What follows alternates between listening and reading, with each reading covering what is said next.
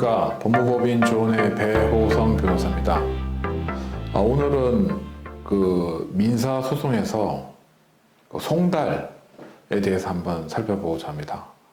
그러니까 송달이라는 것은 이제 원고 입장에서 피고에게 이제 소장을 또는 뭐 법원에 이제 여타 문건을 법원에 제출하는 준비서면이나 이런 문건을 이제 피고 주소지로 송달을 시켜야 되는데, 피고의 이름은 알지만 주소를 처음부터 모른다든가, 피고의 주소를 알고는 있었는데 이 사람이 피고가 이제 이사를 갔다든가, 뭐 이러한 경우로 이제 피고 주소지로 송달이 안 되는 경우가 있습니다.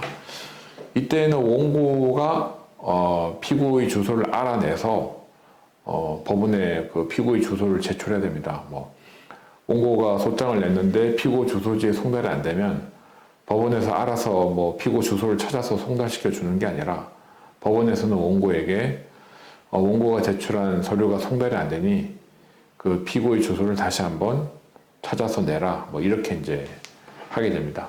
그래서 이런 경우에 이제 뭐 경우를 나눠서 피고에게 그 문건을 송달하는 방법에 대해서 한번 살펴보겠습니다. 먼저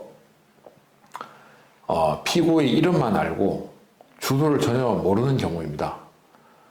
뭐 그런 경우가 많지 않겠습니까? 요즘에 뭐 이제 많은 소송이 생기는데, 뭐 이름만 알고 이 사람한테 어떤 피해를 입었다고 해서 내가 소송을 제기되는데 그 사람 주소는 어디 사는지 모른다.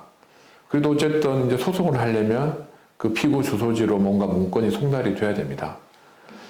그 경우에 이제 취할 수 있는 방법이, 첫째, 만약에 그 피고의 전화번호는 되게 많이 알고 있지 않습니까?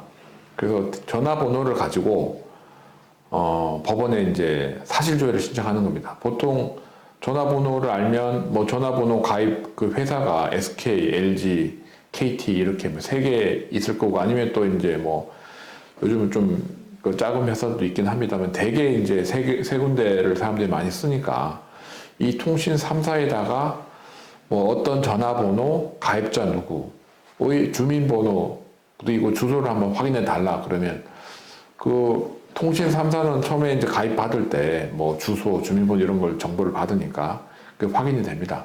그렇게 해서 주민번호나 주소가 확인되면, 그 주소가 확인되면 바로 그 주소로 보내도 되고, 주민번호만 확인되면 그 주민번호를 가지고 다시 그 주민센터, 동사무소 같은 데 가서 이 주민번호에 그 주민등록 등본을 좀 발급해 달라. 물론 이런 건 다 법원에 그 이제 보증명령을 통해서 이제 법원에서 허가를 해줘야지 이제 그 보증명령을 가지고 주민센터 가면 그 해당 주민번호의 이제 주민등록 등본 발급이 됩니다. 이렇게 해서 이제 주소를 확인한 다음에 송달을 할 수가 있습니다. 그래서 주소를 모르더라도 전화번호를 알면 그 피고의 주소를 확인할 수가 있고, 또 전화번호를 모르지만 예컨대 동거래를 했다.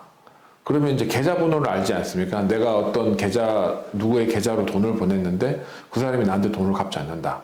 그럼 그 계좌번호를 가지고 은행에다가 또 이러한 계좌번호, 이러한 이름의 예금주의 뭐 주민번호나 주소를 확인해 달라.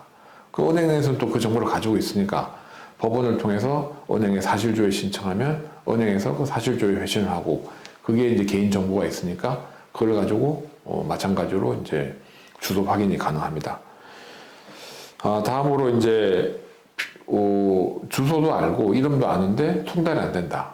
이런 경우는 예컨대 피고가 이사를 갔으면 예전 주소만 알고 이제 새로운 주소를 모른다. 그러면 그때도 이제 법원에서 보증명령이 나오니까 그 보증명을 가지고 주민센터 가가지고 이 사람이 예전에는 여기 살았는데 이사를 갔으니 새로운 주소를 좀 확인해 주십시오 하면 주민센터에서 이제 현재 주소를 확인해 줍니다. 그럼 그것을 가지고 이제 그 새로운 주소지로 문건을 송달시킬 수가 있습니다. 그리고 이제 피고의 경우에는 이제 세 번째 경우인데, 뭐 소송이 올 것을 알고 일부러 송달을 받지 않는 경우가 있습니다. 그러니까 원고가 알고 있는 주소지에 피고가 살고 있음에도 뭐 소송이 진행되는 거를 지연시키거나 이제 진행되지 않도록 하려고 일부러 문건을 송달받지 않는 사람들이 있습니다. 이런 경우에는 이제 원고가 그 법원에다가 뭐 야간 송달, 그러니까 낮에는 사람이 없더라도 밤에는 이제 자기 위해서 사람들이 되게 집에 있으니까 법원 집행관이 이제 야간에 가서 한번 송달을 좀 해달라, 이렇게 야간 송달을 신청할 수가 있고, 이 야간 송달을 해도 뭐 밖에 법원 집행관이 도착해서 집에 초인종을 누르는데도 이제 이 사람이 들은 채 많지 하면서 문을 열어주지 않는다. 그럼 이제 송달이 되지 않겠죠. 이런 경우에는 주민등록을 다시 한번 확인해서 여전히 그 주소에 살고 있는 게 맞다고 확인이 되면 법원에다가 이제 공시송달 신청을 해서 이제 절차를 진행할 수가 있습니다. 공시송달이라는 것은 실제로 이제 피고가 그 문건을 받지 않더라도 법원에서 임의로 이제 그 공시를 하면 그것이 송달의 효력을 갖는 제도입니다. 그래서 그런 공시송달 신청을 하면 법원에서도 뭐 피고가 이렇게까지 했는데 이제 피고가 이제 송달이 안 되면 공시송달을 받아줍니다. 그러니까 공시송달 절차로 이제 소송이 진행될 수가 있습니다. 마지막으로 이제 피고가 사망한 경우입니다. 피고가 사망했기 때문에 피고에게 송달이 안 되고 뭐 상속인들도 그 집에 살고 있지 않아서 송달이 안 된 경우가 있습니다. 이럴 때는 그 상속인들을 찾아서 송달을 해야 됩니다. 그러니까 민사소송이라는 것은 살아있는 사람을 상대로 소송을 제기하는 거기 때문에 이미 죽은 사람을 상대로 소송을 제기하는 것은 아무리 효력이 없습니다. 다만 원고가 뭐 피고가 죽었는지 몰라서 소송을 제기한 경우에는 이제 원고가 그 죽은 사람의 상속인들을 자식이나 부인이나 뭐 이런 상속인들을 찾아서 송달을 시키면 그 소송의 효력을 인정합니다. 그러면 결국 그 상속인들을 찾아야 되는데 뭐 피고의 주소를 원래 알고 있었다. 그러면 이제 그 주민센터에 피고의 주민번호 이런 게 있을 테니까 그 법원의 보존 명령을 받아서 주민센터에 가서 해당 피고의 가족관계 등록부를 발급해 달라.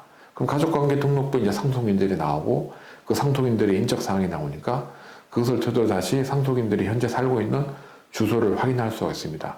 이렇게 해서 그 상속인들을 찾아서 송달을 시킬 수가 있고, 피고의 주소를 알지 못하는 경우가 있습니다. 아니면 이제 오래전의 주소, 뭐 예컨대 땅 소송 이런 거 이제 분쟁이 있는 땅에 대해서 내가 소송을 해야 되겠다. 그래서 뭐 피고가 누구인지도 모르고 어디 사는지 모르는데 이제 그 부동산 등기부 등본이나 토지 대장에 아주 옛날 그 주소가 나와 있는 경우가 있습니다. 이때 그러면 이제 피고를 찾아서 소송을 했더니 그건 오래전에 발급된 서류라서 이미 피고가 죽은 겁니다. 이런 경우에는 그 토지 대장이나 주민등록 그 부동산 등기부 등본에 있는 그 주소지에 이제 그 관할 지자체에 사실조회 신청을 해서 지금 이 부동산의 소유자가 이 사람으로 되어 있는데 이 사람의 주민번호를 좀 확인해 달라. 그럼 또 해당 지자체에서 그 주민번호를 확인해 줍니다. 이렇게 해서 이제 주민번호를 알게 되면 그 주민번호에 대한 이제 또 법원의 보존명을 받아서 주민센터 가가지고 이 사람이 지금 살아있는지 죽었는지 또 죽었다면 그 가족관계 등록부를 발급해 달라. 그럼 또 법원에 이제 주민센터에서 이걸 해줍니다. 이렇게 해서 이제 그 상속인들을 찾아서 상속인들의 이제 문건을 송달할 수가 있습니다.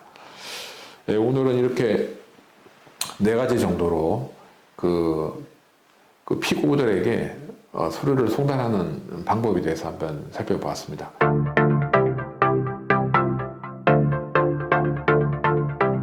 뭐 조금은 전문적인 부분이긴 하지만 또 개인적으로 소송을 하실 때 많이 이제 부딪히게 되는 문제이기도 해서 살펴봤습니다. 뭐 모쪼록 많은 도움이 되었으면 합니다. 감사합니다.